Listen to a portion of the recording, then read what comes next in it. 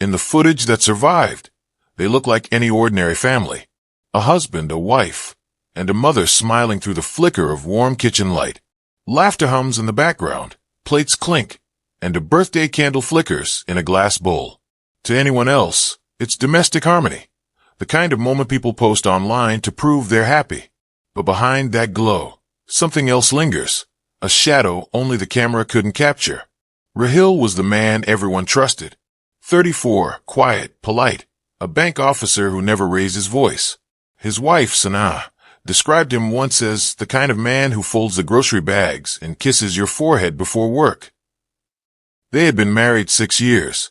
To the outside world, they were stable, the kind of couple that others admired for surviving the small storms of marriage. But inside that house, there were fractures too small for outsiders to see. Sanaa had grown distant, withdrawn in the months before it all fell apart. Friends thought it was just exhaustion, maybe depression. What no one realized was that her husband's guilt had already begun to poison the air they breathed. That evening, Nadia, Sanaa's widowed mother, had joined them for dinner. It was tradition. Every Friday, she brought over birni, and Rahil opened a bottle of wine they pretended they didn't drink. The three of them sat around the table, forcing small talk about work, bills, and neighbors. To anyone listening, it was just family chatter. But beneath the sound of clinking cutlery, there was something unsaid. "You've been quiet tonight, Rahil," Nadia said softly, her eyes meeting his for a second too long. "Just tired," he replied. "Work's been rough lately." "You should rest more," Sanaa added, trying to smile. He nodded, but the nod was hollow, mechanical. As the night wore on, the tension thickened, invisible yet suffocating. Every time Rahil looked at Nadia, his stomach twisted. Every word she spoke reminded him of what they shared months ago, a secret that was never supposed to leave the dark. He told himself it was grief, that both of them had lost someone and fallen into each other's pain. But the truth was simpler and far more dangerous. It had been desire disguised as comfort. The narrator's voice would later say, "This wasn't a love triangle. It was a slow implosion, 3 lives orbiting a single secret." Sanaa noticed the unease, but couldn't name it. She only felt the distance, like her husband had drifted into a place she couldn't reach. He smiled when spoken to, but the warmth never reached his eyes. When she asked if something was wrong, he said no. When she tried to hold his hand, he flinched, barely, but enough for her to notice. Later that night, as dishes dried in the rack and the last light went out, Rahil stood by the window, watching Nadia's car disappear down the quiet street. His reflection stared back at him, pale, sweating, guilty. He could still feel her perfume on his hands. The voiceover fades in again. That dinner was the last time the three of them were ever photographed together. Within months, 2 of them would be dead, and the man smiling in that photo would be the reason why. In that moment, Rahil didn't know the full extent of what was already happening inside his body, or what he had passed on to the 2 women who trusted him most. He only knew that something irreversible had begun. As the screen fades to black, a single line of narration bridges the silence. Some sins don't stay buried. They breathe between people who pretend to love each other. And with that, the story moves toward what hides beneath the surface, the secret that will shatter all 3 lives. The next morning began like every other, sunlight filtering through thin curtains, the distant hum of traffic, and the faint sound of Sanaa's voice calling Rahil for breakfast. On the surface, everything looked normal, but in that house, normal was just another form of disguise. To the world, Rahil was a creature of routine. He left at 8:15 a.m., coffee in a steel tumbler, the same gray tie every Monday. He greeted the guard at the bank with a polite nod, never late, never loud. But behind those quiet gestures was a man living 2 lives, one for the world, and one he could never explain. The voiceover cuts through the calm. Rahil thought he'd left the past behind. But guilt doesn't stay buried. It follows you in the rhythm of ordinary days. Inside his mind, the memory of Nadia wouldn't fade. It began as pity, long phone calls after her husband's funeral, gentle words exchanged between grief and loneliness.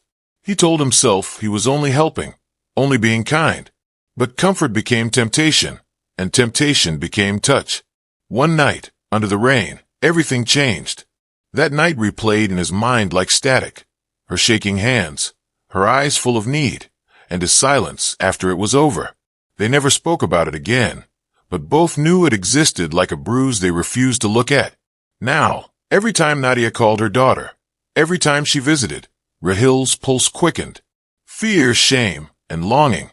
Three poisons slowly tightening their grip. "You've been distant lately," Sanaa said one morning, handing him his lunchbox. "Work's been stressful," he murmured. "It's not just work," she pressed. "You don't even look at me anymore." He forced a smile. "You're imagining things." The narration deepens, cold and clinical. When lies repeat long enough, they start to sound like truth, even to the one speaking them. Rahil's guilt began showing in small, invisible ways. Missed calls, sleepless nights, a nervous twitch whenever his wife mentioned her mother. To Sanaa, it felt like she was losing her husband piece by piece. To Rahil, it felt like the walls were closing in. At work, he began spending more time in the back office, pretending to balance ledgers no one had asked him to touch. The voiceover whispers. Isolation was his only safety. But isolation feeds madness. One afternoon, Rahil visited a clinic after weeks of fever and fatigue. He told himself it was stress. The doctor's calm tone and polite questions felt harmless, until she asked him to sit down. The world inside that sterile room fell silent. "Your test came back reactive," she said gently. "We'll run confirmatory testing, but you've tested positive for HIV." The words didn't land immediately. They floated, detached, like radio static. Rahil nodded without understanding, staring at the white wall behind her. All he could think of was Nadia, her perfume, her trembling hands. He left the clinic without taking the information booklet she offered. Outside, the world felt unreal, colors too bright, sounds too sharp. The narrator's tone drops to a low, chilling rhythm. When Rahil learned his truth, something inside him shifted. The shame was unbearable, but the fear of exposure was worse. That night, he stood under the shower until the water turned cold. Sanaa knocked on the door twice, worried. He didn't answer. His mind replayed one thought over and over. If he was infected, who else was? In the reflection of the fogged-up mirror, he barely recognized himself. The man looking back wasn't the calm, composed husband everyone admired. He was something else now, something fractured.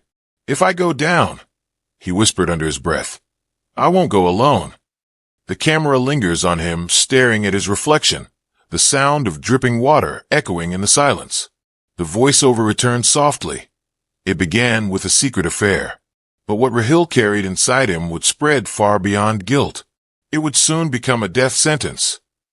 As the scene fades, the image of a hospital corridor flickers briefly. White walls, distant beeping monitors, and Sanaa's voice crying out in confusion. The story is about to shift from secrets to consequences. Hospitals have a kind of silence that swallows time. Fluorescent lights hum above white corridors, and everything smells of antiseptic and fear. 2 weeks after Rahil's own test, another silence was forming, one that would destroy what little normalcy remained. Sanaa had been fainting at work. Headaches, night fevers, exhaustion that no amount of sleep could fix. At first, she thought it was anemia or stress. Her colleagues insisted she see a doctor. She laughed it off. "I just need vitamins," she said. But the dark circles under her eyes told a different story. The narrator's voice cuts through the sterile air. When the truth spreads, it doesn't knock. It just arrives, quiet, precise, irreversible. Rahil drove her to the hospital that morning. His hands gripped the steering wheel too tightly. He had already guessed what the results would show, yet he prayed for a different outcome. A miracle, a mistake, anything but this. Inside the waiting room, Sanaa filled out forms, her handwriting shaking slightly. Rahil kept glancing at the exit. Every tick of the wall clock echoed like a countdown. "It's probably nothing serious," Sanaa whispered, trying to ease his tension. "Yeah," Rahil replied, his voice too calm. "Probably nothing." But in his chest, panic roared like thunder. Hours later, a doctor entered with the envelope. The expression on her face was trained neutrality. The kind medical staff learn when delivering lives that will never be the same. Mrs. Sanara Hill, she began, lowering her voice.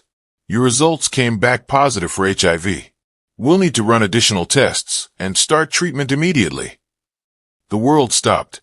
Sanaa stared at her blankly, blinking as though she hadn't heard right. The words slid over her like water she couldn't absorb. That's impossible, she stammered. My husband and I, we don't. Her voice broke. Rahil looked down at the floor tiles, unable to meet her eyes. The narrator continued softly. In that moment, the chain of infection connected them all, husband, wife, and mother. But only one person in that room already knew. Sanaa's tears came suddenly, shaking her whole body. The doctor tried to comfort her, explaining treatment plans, counseling options, confidentiality. None of it mattered. The only word echoing in Sanaa's mind was positive.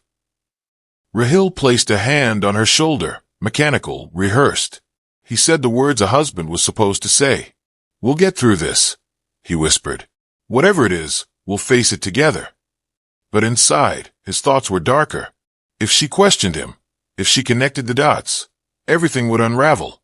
That night at home, Sanaa sat on the bathroom floor, phone in hand, staring at her reflection in the mirror. The narration tightens. Sanaa didn't just lose her health that day. She lost the version of her life she believed was safe. She tried to remember blood tests, hospital visits, any possibility of exposure. Nothing made sense. Rahil's silence only deepened her confusion. Meanwhile, Rahil sat outside on the balcony, chain-smoking, watching the street lights blur. His mind kept circling one thought.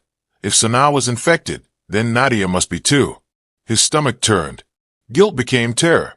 It was supposed to end there, he muttered to himself. It wasn't supposed to go this far. Inside the house, Sanaa's phone buzzed with messages from her mother. How are you feeling now? Should I come stay with you tonight? Sanaa didn't reply. She couldn't bear to tell her yet, not until she understood what had happened. The voiceover returns. Denial was their last form of love, each of them pretending the truth didn't exist, while it quietly consumed them all. Later that night, Rahil opened his laptop and searched. How long before HIV symptoms appear? The blue glow reflected off his pale face as he scrolled through answers he already knew. The final image, Rahil standing in the dark hallway, watching Sanaa sleep. She looked fragile, childlike, unaware that the man who promised to protect her was the same man who had destroyed her. The camera lingers on his face, blank, trembling, calculating. Then the narrator's final line fades in, leading us toward the next chapter. Secrets never stay still. And soon, someone else would learn the truth, not from confession, but from a message sent in the dark. Night after night, Sanaa barely slept. The diagnosis replayed in her head like a broken film reel. Hospital corridors, whispered condolences, Rahil's expressionless face. Every shadow in the room reminded her of that moment the doctor said the word positive. The voiceover cuts and softly. When truth hides in silence, it looks for another way to be heard. Rahil had grown quieter since that day. He went through his routines like a ghost. Work, home, small talk, pretending to care. But behind that stillness, something had changed. His phone never left his pocket. He deleted messages faster, erased call histories, shut the laptop the moment Sanaa walked in. One evening, as Sanaa sat scrolling through her phone, she noticed an unread message from an unknown number. Ask your husband how your mother comforted him after your father's funeral. She froze. Her fingers trembled over the screen. The words were strange, cruel, even, but they hit something buried deep, something she didn't want to name. When she looked up, Rahil was staring at her from across the room, expression blank. Who's texting you? He asked. Wrong number, I think, she said quickly. Delete it. Why? Because some people enjoy creating problems. His tone was sharper than usual, almost defensive. Sanaa watched him walk away, her pulse hammering. She didn't know it yet, but that message had come from Nadia. The narration slows. Guilt has a voice, and sometimes it speaks through fear. After learning her own diagnosis, Nadia had begun to unravel. The same doctor, the same sterile room, The same impossible news. At first, she blamed fate. But as the days passed, the pattern emerged. Rahil's visit to comfort her. The timing of her symptoms. Sanaa's mysterious illness. It didn't take long for horror to settle in. Nadia's journal later revealed the thought that consumed her. I have destroyed my daughter's life. She tried calling Rahil that night. He ignored every ring. When he finally answered, his voice was low, shaking. Why are you doing this? She asked. Doing what? You know exactly what. If you say one word to her, he whispered, you'll regret it. The threat hung in the air, colder than anything she'd ever heard from him. The camera lingers on Nadia's trembling hands as she drops the phone, breath shallow. The narrator speaks. It was the first time she realized she wasn't sharing a secret. She was sharing a weapon. Over the next few days, Nadia began documenting everything. Text logs, call dates, medical records, even her own voice notes. She recorded late at night, whispering confessions into her phone like prayers. Meanwhile, Sanaa noticed the tension between them. Whenever her mother's name came up, Rahil changed the subject. Whenever Nadia called, he left the room. You two seem distant lately, she said during dinner. Your mother worries too much, Rahil replied, eyes fixed on his plate. Maybe she just misses us. Or maybe she's the reason everything's falling apart. The line startled Sanaa. Rahil rarely raised his voice. He caught himself, exhaled, and muttered an apology. But the damage was done. The atmosphere turned icy. The narration deepens. Suspicion doesn't enter loudly. It seeps in through silence. Later that night, Sanaa checked Rahil's phone while he showered. No messages, no history, no trace of anything. A clean slate, too clean. She placed it back where she found it, her heart pounding. Across town, Nadia sat in her darkened living room, recording one last voice note. If something happens to me, it was him. I can't undo what I did, but she deserves to know. She saved it in a hidden folder and locked her phone. For a brief moment, she thought she heard someone outside. A creak on the porch, a car engine idling. She turned off the lights and waited, heart racing. Nothing. Only silence. The narrator's voice grows faint. Secrets have a way of finding light, even when buried in the dark. At that same moment, Rahil stood by the window of his bedroom, staring out into the night, phone in hand. He had received a copy of Nadia's message, forwarded from an unknown number. His face hardened. The voiceover whispers the final line before the screen fades to black. He knew what she was planning, and by the time he decided to stop her, it was already too late. Nadia's body began to betray her. The fever came first, low, lingering. Then the weight loss, the exhaustion, the bruises that appeared overnight. She tried to tell herself it was stress, grief, maybe age. But deep down, she already knew. The narrator's voice returns, steady and sorrowful. The body remembers what the mind tries to forget. She sat alone in the clinic, staring at the white walls, the doctor's voice fading into background noise. Another positive result. Another confirmation of what she already feared. The same virus, the same fate, the same man at the center of it all. That night, she didn't sleep. Her house was silent except for the ticking of the wall clock and the sound of her own breathing. On her phone, the hidden folder of recordings waited like a mirror she couldn't bear to look into. Each file was a piece of her guilt, proof of the affair, the timeline, the betrayal. She pressed record again. I should have stopped it, she whispered into the microphone. But loneliness is a kind of madness. I didn't think about right or wrong, only that someone was finally looking at me. Her voice cracked mid-sentence. Now my daughter's dying because of me. The narration deepens. Her confessions were not to be heard. They were to be left behind, a testament, not a plea.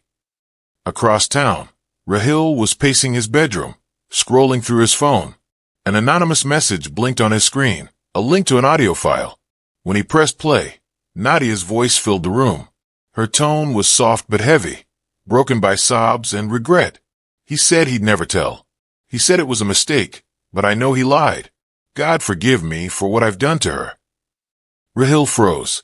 His heart hammered. For a few seconds, the room spun.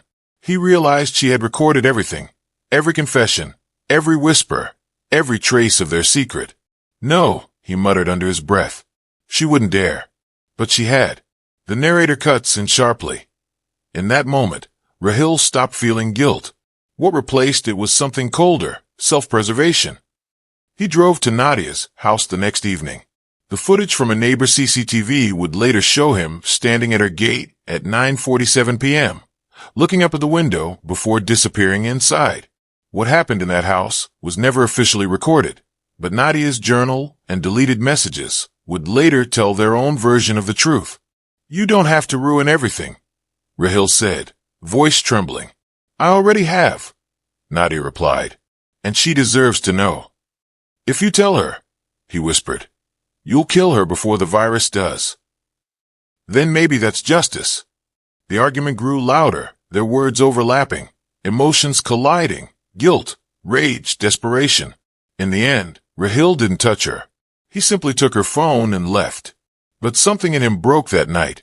The narrator's tone darkens. He didn't realize it yet, but he had already crossed the line, not by killing, but by deciding who deserved to live.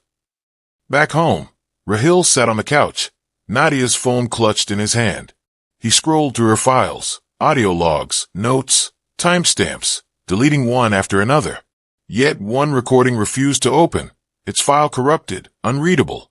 He hesitated, then transferred the data to his own laptop. Sanaa walked in halfway through. "What are you doing?" she asked softly. "Work files," he lied. "At midnight. Deadlines don't care about time." She tried to smile but failed. Her eyes looked hollow, searching. Something inside her whispered that the man she loved was gone, replaced by someone she didn't recognize. Later that night, Rahil sat alone, headphones in, replaying fragments of the deleted recordings. Nadia's voice looped again and again. "If this ends me, so be it. But she must know." He closed his eyes. His face was blank, expressionless. But inside, something final clicked into place. The decision to silence the truth before it could reach Sanaa. The screen fades slowly to black as the narrator's final line carries us into the next chapter. When truth becomes a threat, the liar doesn't destroy evidence. He destroys witnesses. The night after Rahil erased the recordings, the storm came. Rain lashed against the windows, thunder rumbling like distant judgment. In the dim glow of his study, Rahil sat motionless before his laptop. The corrupted file still flickered on screen. The one he couldn't open. The one Nadia had titled for her. "Every liar leaves a loose thread," the narrator intoned softly. And this one was waiting to unravel. Rahil hesitated, then clicked restore. The screen blinked. For a few seconds, nothing happened. Then a faint hiss, a flicker of static, and Nadia's trembling voice filled the room. "If you're hearing this, it means I'm gone. And you already know why." Rahil's breath caught. The rain outside grew heavier, hammering the glass like it was trying to get in. "I didn't mean for anyone to get hurt," the recording continued. "But lies breed lies. And one of us has to tell the truth before she dies thinking you loved her." Silence. Then a click. The sound of someone setting down the recorder on a wooden table. Another voice entered, low, male, distant. It was his own. "Stop recording, Nadia. Delete it." "I can't. You'll ruin everything." "It's already ruined." He slammed the laptop shut, chest tightening. But the words had already escaped the digital grave. He tried to bury them in. The narrator's tone darkens. A confession once spoken cannot be unheard, not by the living, and not by the dead. Meanwhile, Sanaa was growing suspicious. Rahil's sleepless nights, the phone he guarded like a secret, the way he flinched at every mention of Nadia's name, it all began to stack up. The night he fell asleep at his desk, she crept in quietly and saw the laptop still glowing. The corrupted file was open. She pressed play. The tape unfolded like a slow-burn nightmare. Nadia's voice, fragile, scared, remorseful, filled the room. Then Rahil's voice joined in, sharp and angry, unmistakable. Sanaa stood frozen, hand over her mouth, realizing that every unanswered question, every strange silence between them, had finally found its echo. "You lied to me," she whispered to herself. All this time, in the background of the tape, a single sound repeated, a faint mechanical click every few seconds. Sanaa didn't understand it yet, but investigators later would. It was the noise of a camera shutter, proof that the recording wasn't just audio. Someone had been filming. When Rahil woke, the laptop was gone. His pulse surged as he tore through the house, shouting her name. "Sanaa, where's my laptop?"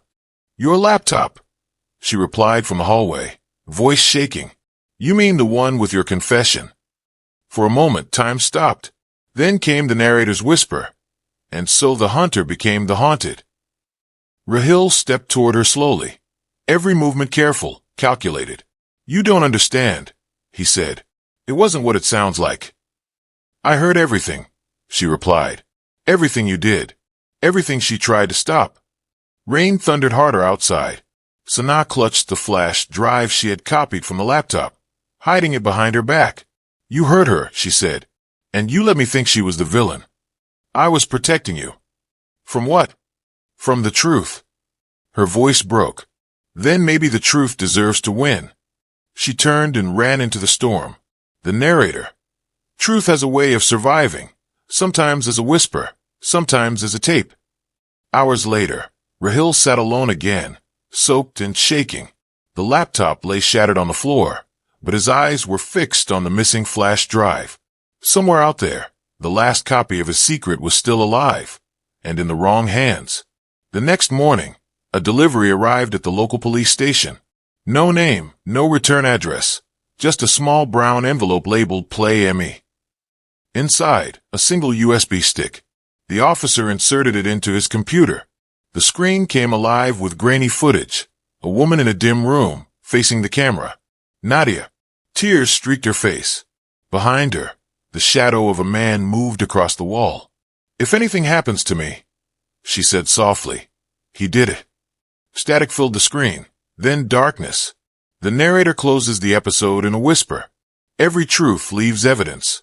Every secret a voice. And sometimes it takes the dead to speak for the living. The footage from that night would later play across every news channel.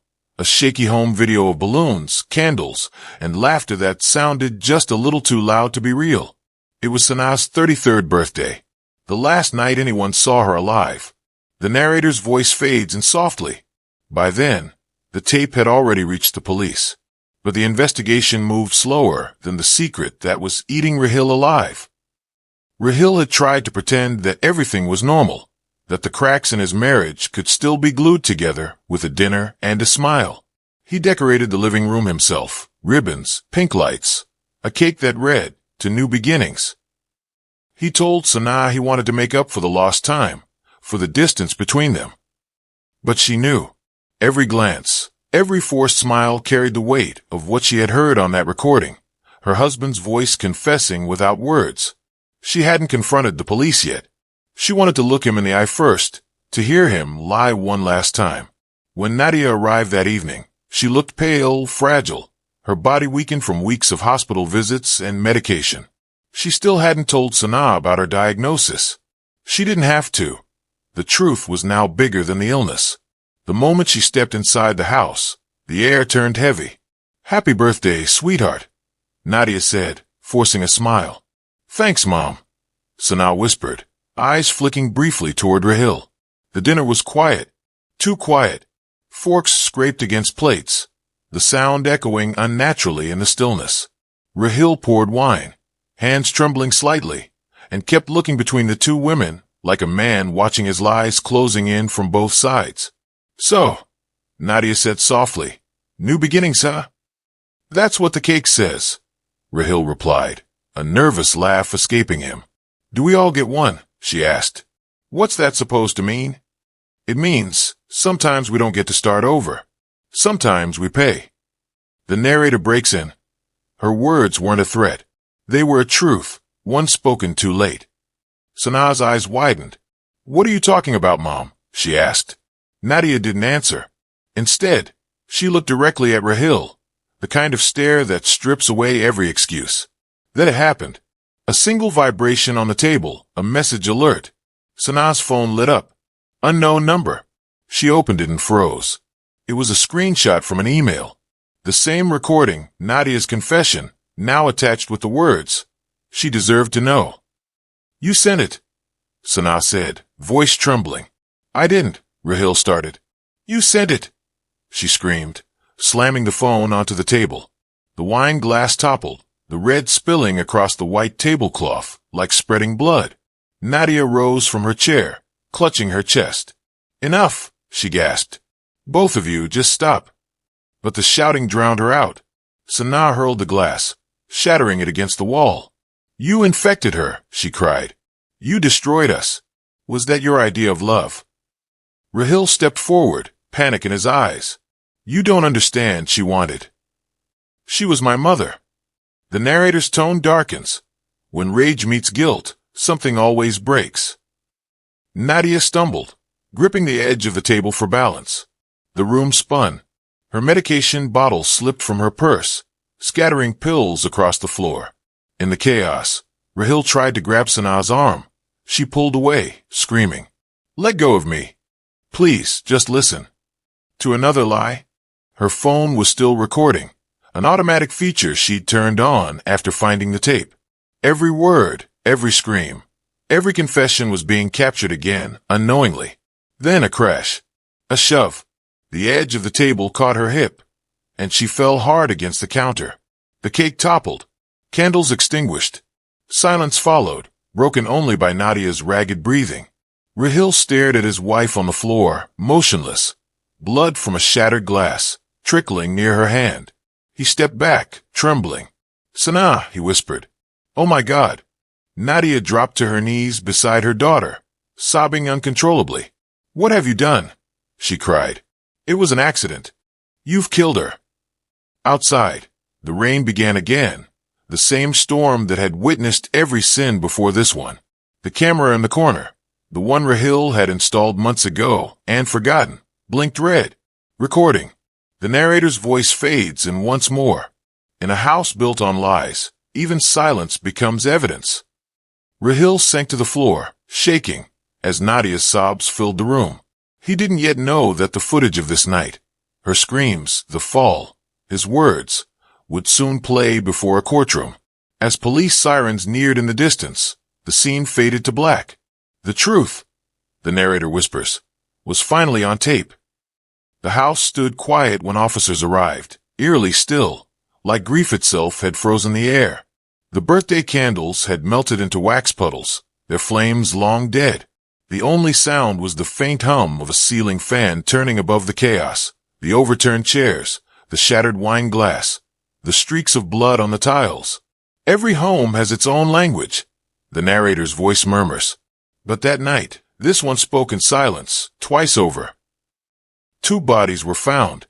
Sanaa, lifeless on the kitchen floor, and Nadia, collapsed beside her, pulse faint, face streaked with tears and pills scattered across the ground.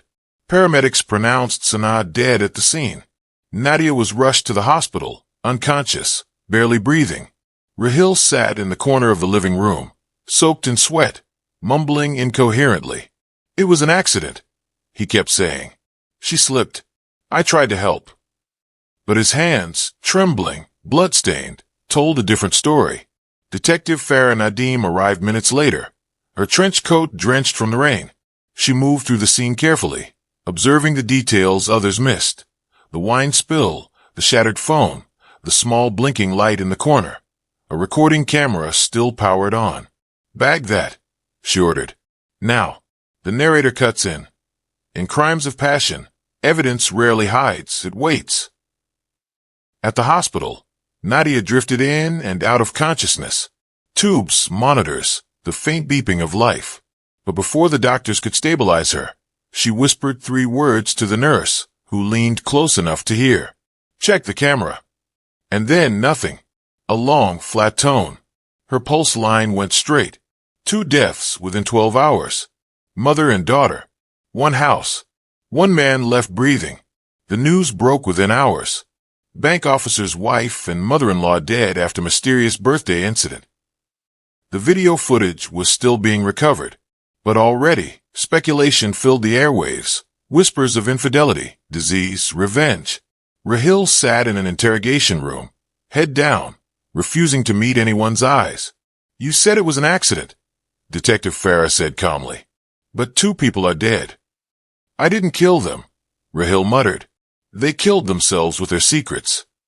"Their secrets," she repeated. "Or yours." He looked up then, eyes red, voice hollow. "You don't understand. She found the tape.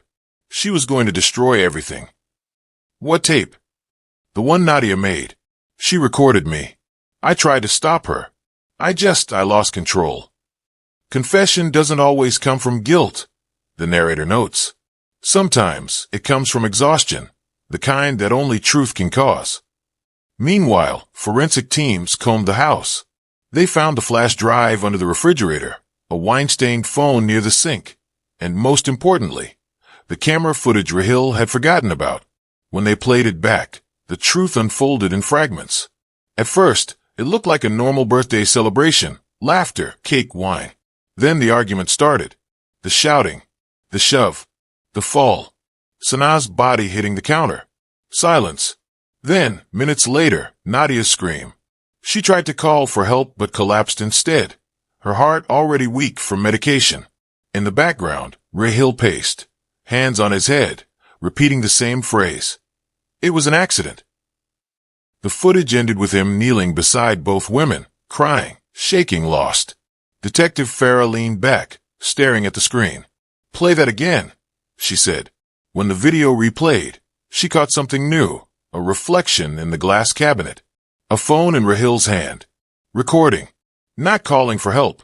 The narrator's tone deepens.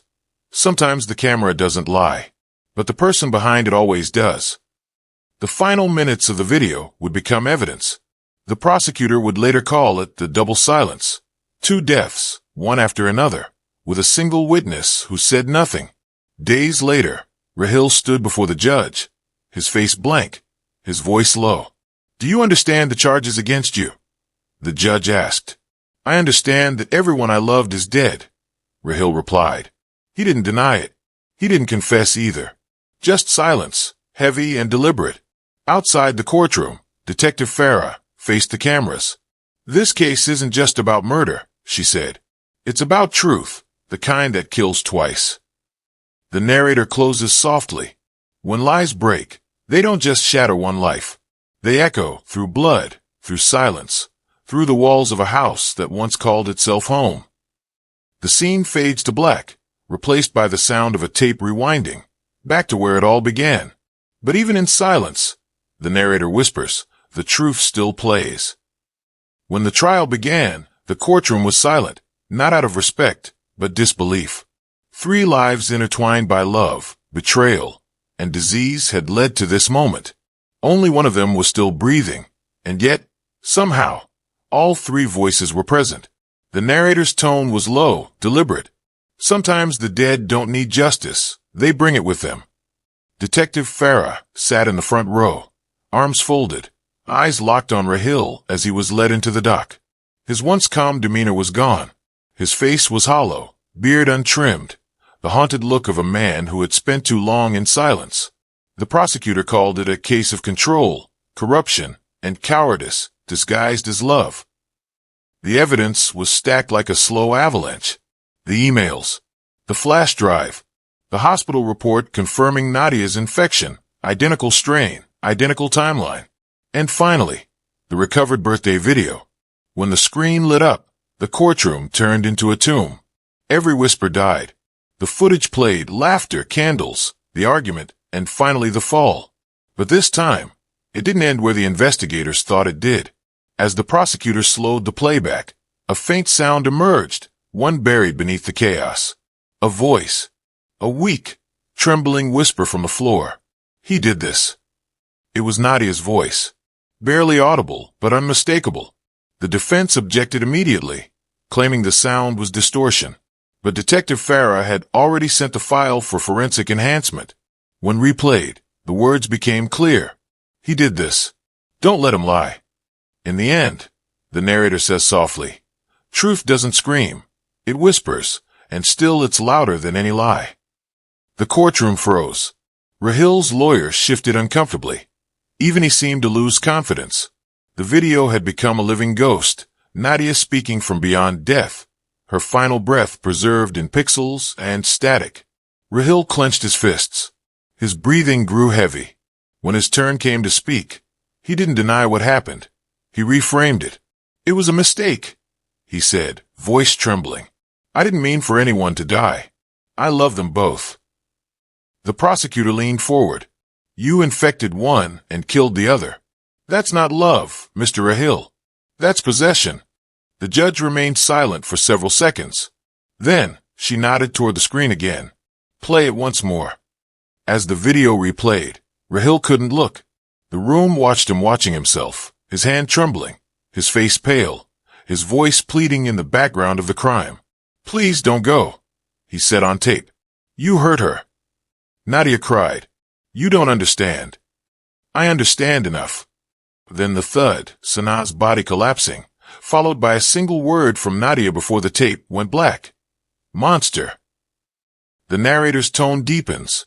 Every killer leaves behind evidence, not of their crime, but of who they truly are when the mask breaks. When the lights came back on, the jurors avoided Rahil's eyes.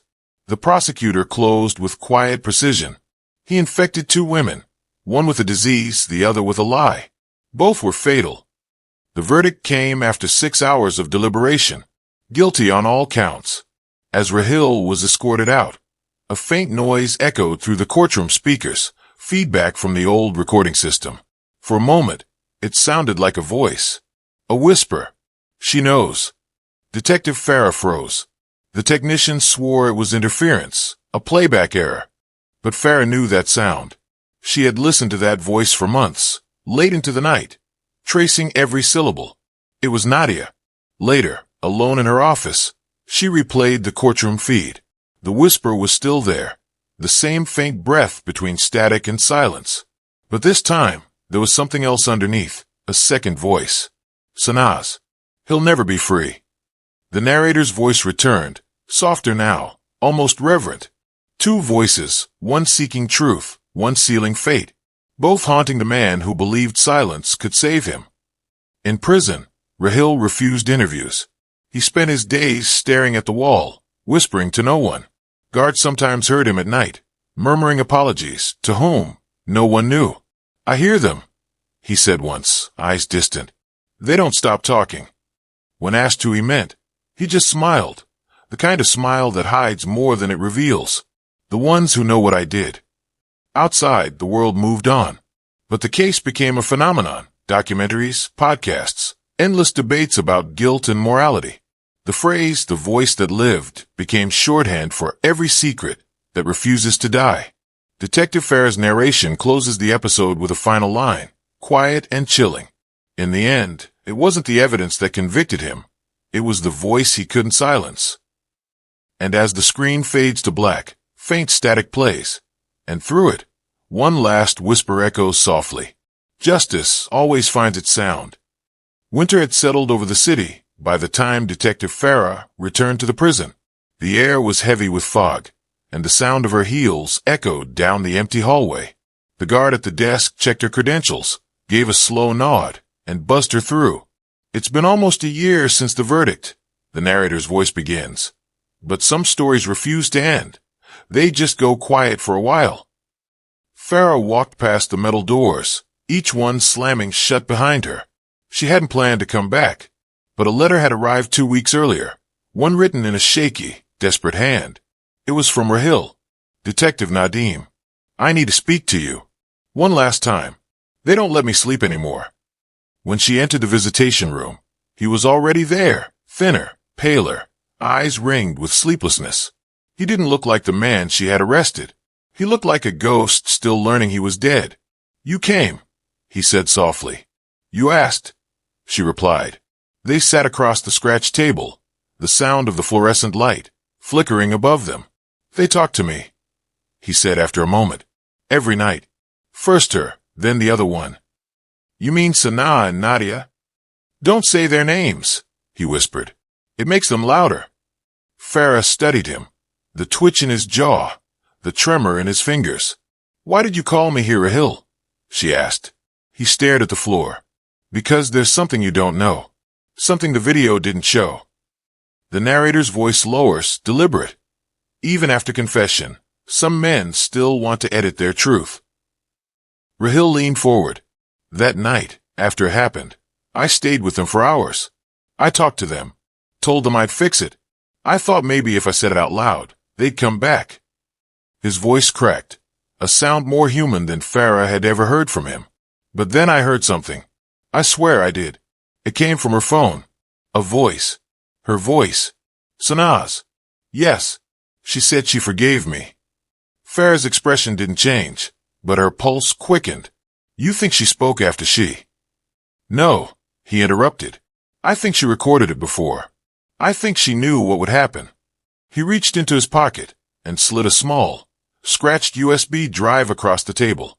They found it in my old locker last week. The guards didn't care, but I want you to hear it. Back at headquarters, Farah loaded the file. The screen went black, then flickered to life, audio only. The faint hum of a kitchen fan.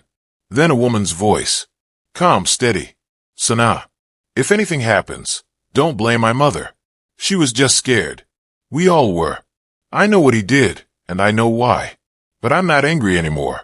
I just wanted to stop. The lies, the sickness, the pretending.